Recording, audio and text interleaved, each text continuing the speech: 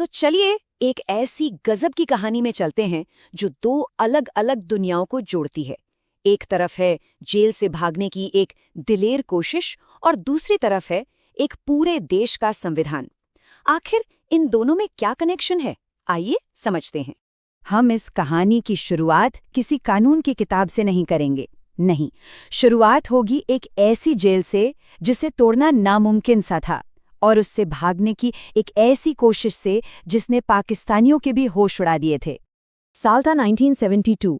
जगह थी पाकिस्तान का एक high security prisoner of war camp. यहाँ 1971 की जंग के बाद इंडियन एयरफोर्स के 12 पायलट कैद थे। उन्हीं में से एक थे फ्लाइट लेफ्टिनेंट दिलीप पारुलकर।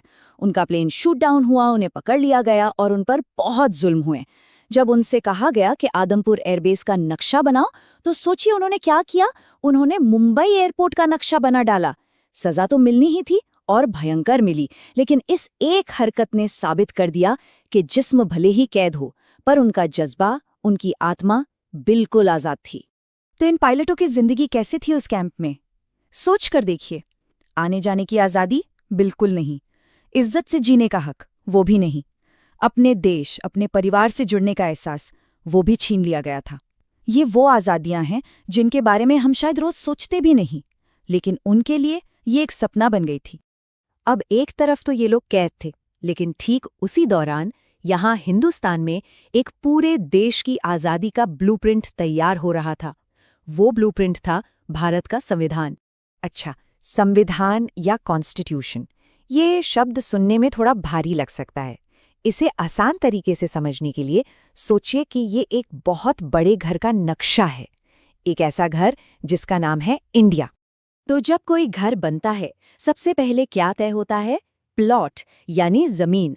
तो इस ब्लूप्रिंट का पार्ट 1 हमारे घर की जमीन की हद, उसकी बाउंड्रीज तय करता है।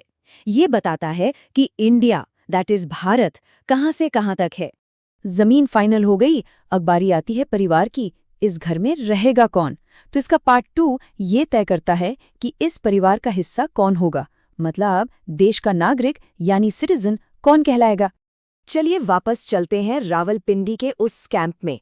फ्लाइट लेफ्टिनेंट पारोलकर, उनके साथ ही MS ग्रेवाल और हरीत सिंह जी, उन्होंने एक फैसला किया कि अब वो सरकारों का इंतजार नहीं करेंगे, अपनी आज़ादी का रास्ता वो खुद बनाएंगे। और उनका प्लान कमाल का था। रोजमर्रा की चीजों को उन्होंने हथियार बना लिया।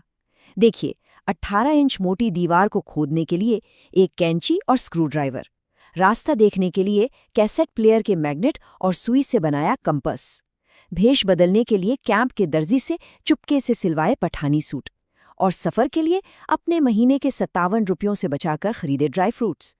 पर यहाँ सबसे दिलचस्प बात यह है कि उनका हर कदम उसी आज़ादी को पाने की कोशिश थी जो उनसे छीनी गई थी।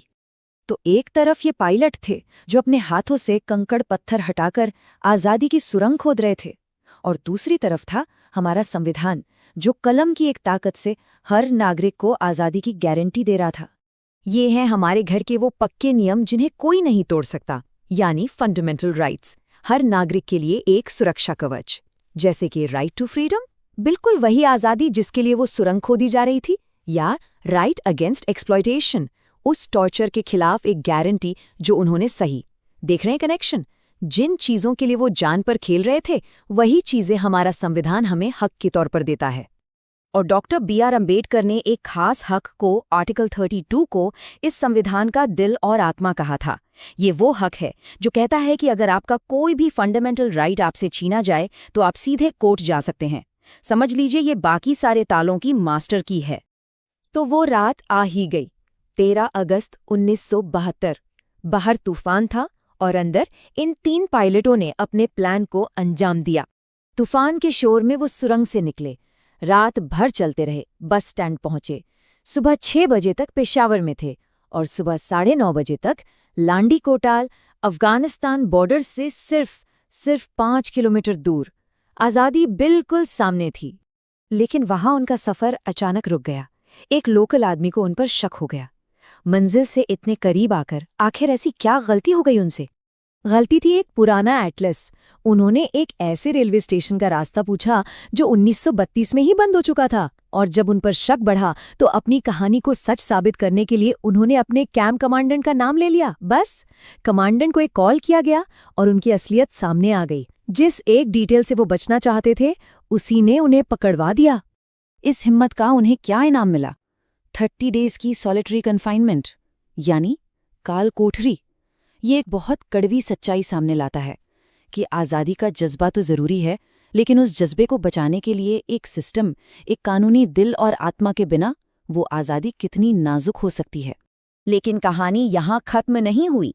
इन पायलटों की आज़ादी की पर्सनल लड़ाई आगे चलकर देश के कानूनी और नैतिक ढांचे से जुड़ने वाली थी।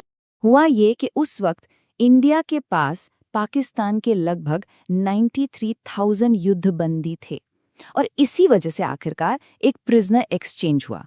तो दिसंबर 1972 में इन पायलटों को ऑफिशियली रिपैट्रिएट किया गया। वो भागकर नहीं बल्कि एक हीरो की तरह अपने देश वापस लौटे। और वो जिस देश में वापस आए वो सिर्फ नियम कायदों का घर नहीं था, बल्कि सपनों और उम्मीदों का भी घर था। यहाँ संविधान का एक और हिस्सा सामने आता है, डायरेक्टिव प्रिंसिपल्स। देखिए, अगर फंडामेंटल राइट्स घर के नियम हैं कि सरकार क्या नहीं कर सकती, तो डायरेक्टिव प्रिंसिपल्स परिवार के सपने हैं, यानी एक मॉरल कंपस जो सरकार को बताता है कि उसे एक बेहतर समाज बनाने के लिए क्या करना चाहिए। तो इन पायलटों की कहानी असल में हमारे संविधान में लिखी बातों का जीता जागता सबूत है। उनके अंदर आज़ादी का जो जज्बा था, हमारे देश का कानून उसी जज्बे की हिफाजत करता है, उसे बरकरार रखता है। और यही बात हम एक आखिरी सवाल पर लाके छोड़ देती है कि 70 साल से भी पहले लिखे गए वो बुनियादी लफ्ज़, वो संविधान, आज भी हमारी जिंदगी को, हमारी आज़ादी को